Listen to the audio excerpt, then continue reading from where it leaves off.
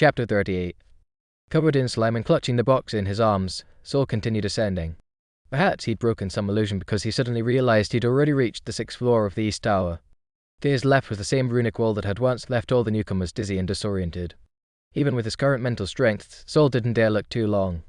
He wasn't sure why the previously blurry world had suddenly become clear again, but only now did he notice a stinging pain on his forehead. Probably from bowing too hard in front of the wall earlier, scraping his skin a bit.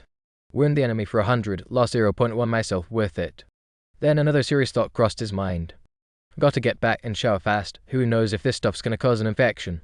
But he had to deliver what was in his arms to Kongsha first, and no way was Saul sleeping with a severed head beside him.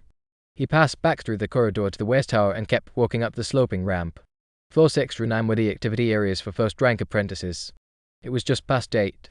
The East Tower was as silent as a grave, but the West Tower still buzzed with some life. Some people noticed Saul trudging upward and began whispering softly. Others were eyeing the yellow leather bundle in his arms, curiosity flaring, but thanks to Saul's current reputation, no one dared to approach. Saul ignored the stares around him and walked on, step by steady step. Once he left the first-rank area, the 10th floor home to second-rank apprentices fell into silence again.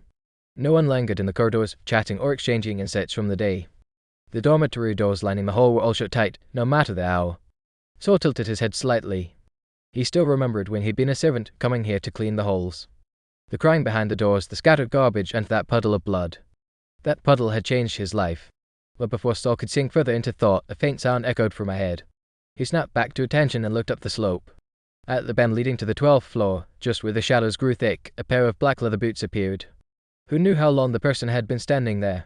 Saul didn't stop walking, only raised his guard as he moved forward, his gaze slowly trailing out from the boots. A man emerged from the shadows at the bend. It was Sid, who had been away from the tower for over a month. He stared silently at Saul, shadows clouding his eyes.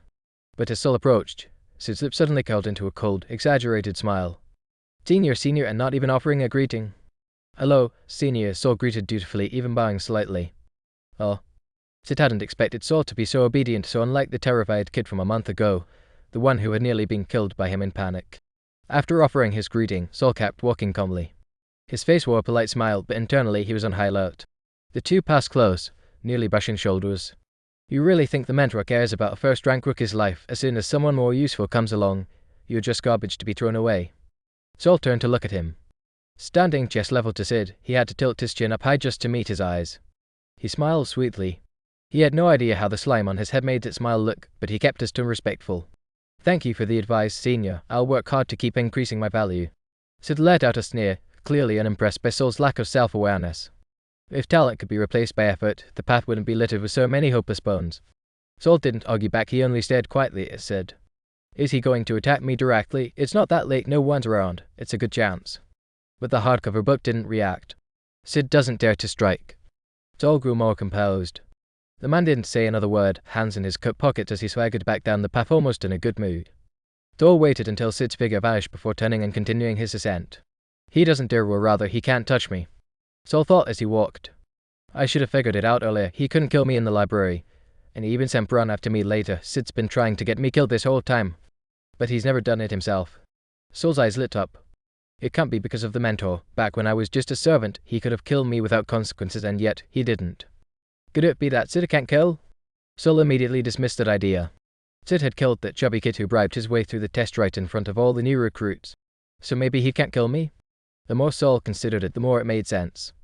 His eyes flicked toward the hardback book. Sid's looking for the book, and that book is the hardcover book on my shoulder. Maybe he's not trying to silence me. Maybe he wants to kill me just to get this book. It was an absurd thought.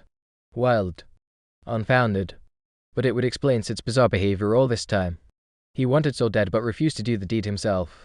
Saul stopped walking, staring dazedly at the small bundle in his hands, mind drifting far away. Tonight had been the perfect chance for Sid. Saul was carrying a forbidden, dangerous severed head. His own hair was still slimy and disgusting. If Sid had struck then, he could have easily blamed Saul's death on some supernatural incident.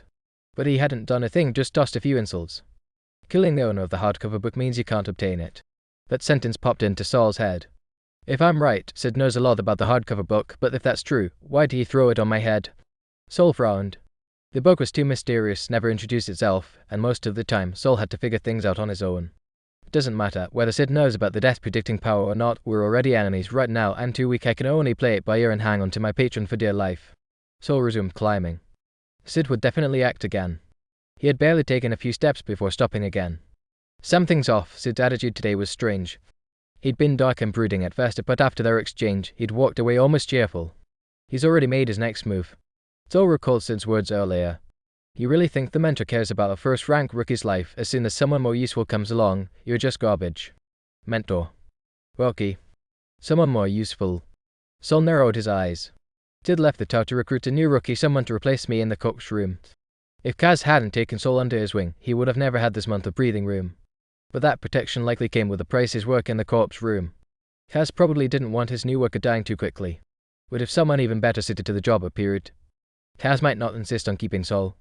And Saul didn't believe the mentor had any real affection for him.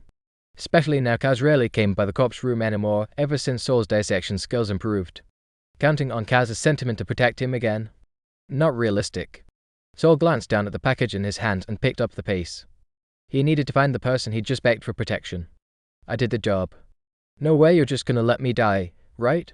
You still need a brain, don't you? Contra was not pleased that Saul had come straight to knock on her door. She yanked him inside, the boy stumbling to the floor as the eyeballs in the glass dome all pressed against the surface, bloodshot, bulging, and ready to burst. What the hell are you doing coming straight up here like this?